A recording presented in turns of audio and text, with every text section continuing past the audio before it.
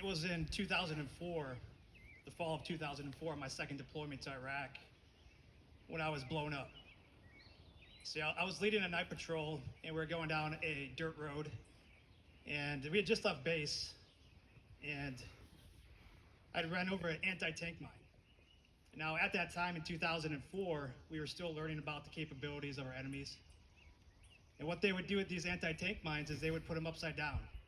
So 100 vehicles could roll over that mine before it actually explode when the pressure got enough to hit the ground. I was the lucky one. I remember the flash. Luckily, I was in an up-armored vehicle. We had two at the time.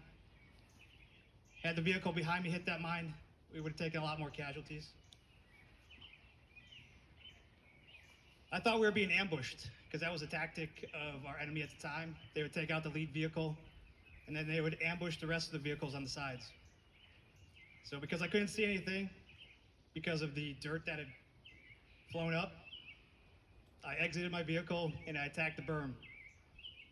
Luckily, it was just the mine. There was no enemy there. Behind me, my squad leader came up to me and said, "Hey man, you're standing right next to another mine." So I said, "Okay." So I backtracked my footsteps back to my vehicle. Luckily, no one was hurt that day physically. I was fortunate to be in one of those up-armored vehicles. I was fortunate that I didn't step on another landmine. Oftentimes when we come back home, we don't know what our purpose is. At war, our purpose is pretty simple: to stay alive, to protect the guy next to us. But I know exactly what my purpose here is today: to be with you all, to share the stories of some of the Marines I served with that didn't come home. See, I firmly believe that warriors are made, they're not born. It takes parents to teach kids selfless sacrifice. It takes siblings to support while we're gone. And it takes kids to send their parents off to war, knowing that someday they might not come back. So I'm thankful for all those that have been willing to raise their hand and volunteer to serve our country and give us the freedoms that we have today. So my story in the Marine Corps starts September 11th, 2001. I was a senior in high school, not too far away, just outside of Milwaukee, when those planes flew into those buildings and into those fields, killing over 1,000 Americans. I was 17 at the time. I'd been looking at colleges. I'd been looking at the military as well. So I called up the Marine recruiter who I'd been talking with and asked him, what happens next?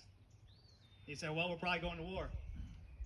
So that solidified my decision that I would join the Marines. Now, I was 17 at the time, and I'll never forget walking into my mom's bedroom one afternoon. She knew I was thinking about the Marines, and she was doing laundry, or she was making her bed, something with clothes, and I said, "Mom, what do you think I should do?" And she said, "Well, Greg, I think you can do whatever you want to do." And I said, "Well, Mom, I'm going to join the Marines." And then she said, "Well, maybe you should take a little bit more time to think about it."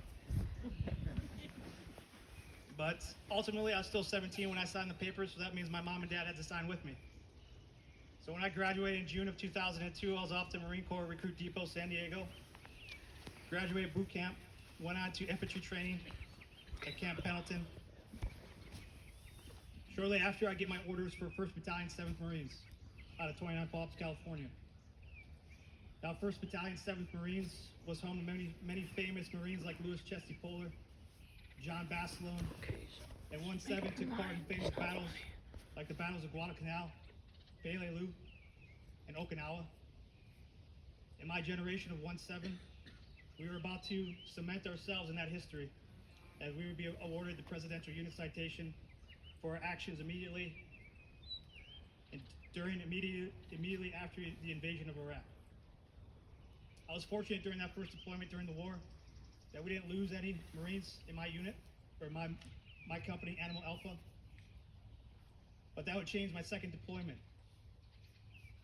My second deployment was to the western portions of Iraq, the Anbar province, which you might be familiar with some of the heavy fighting in Fallujah and Ramadi. My unit was on the Syrian border where the Euphrates River crossed in, where a lot of the foreign fighters were coming across. we'd go on to lose Major Rowe, Major Allen Rowe. Now, Major Rowe was what we call the Mustang.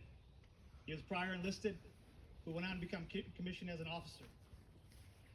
Now, I'll never forget, in the training leading up to that second deployment in 29 Palms, California, in the middle of the Mojave Desert, where there's mountains, we'd be training and waking up 5 a.m., sun would be coming out over the mountains, and we'd see a silhouette running the hills.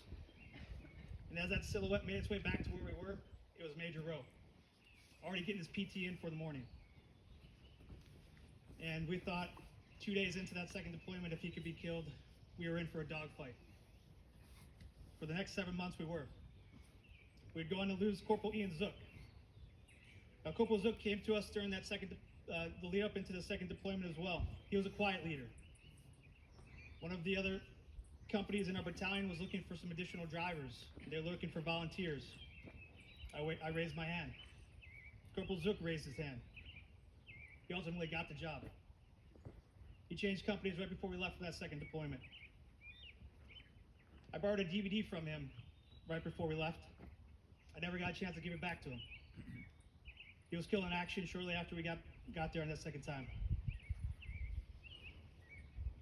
Now, the sounds of Blackhawks would be constant during that second deployment in 2004 and 2005.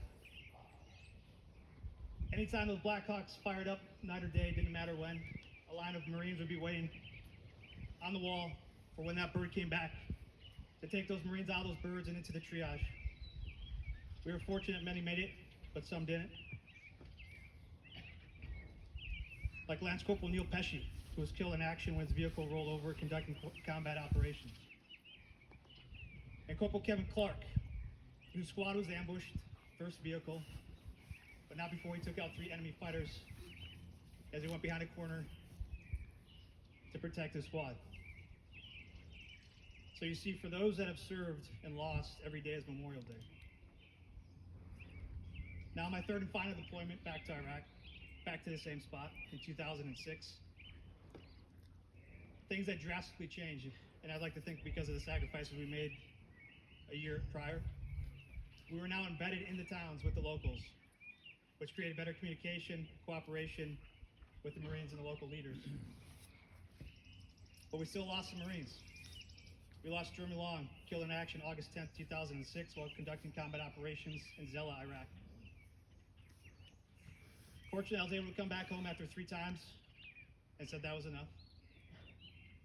But the new battlefield is the mind. And for some that I served with, that was a battle that was lost. Like Timothy Gourchet, who I served with on that second deployment and third deployment. We had been conducting combat operations where we took RPG and mortar rounds regularly, and he survived that, only to come home to take his own life. And Sergeant Mark Brokaw, who was a squad leader with me on my third deployment, he only re-enlisted into the Marines because his best friend was killed in action in Afghanistan. He took his own life May 21st, 2021. So you see, for those that have served and lost, every day is Memorial Day. But I'm not bitter, I'm not angry, I'm thankful. I'm thankful for the people that I've served with, the people who support us. Yeah, we don't get to pick our wars. We simply carry out those orders of people that make those decisions. I'm grateful to remember what this day is. To those who have the warrior spirit, to those who understand selfless service, and those who understand humble actions. I'm grateful to be born in this country that allows us to do those things. So thank you for allowing me to share some stories of the Marines that I serve with. I appreciate you, and God bless America.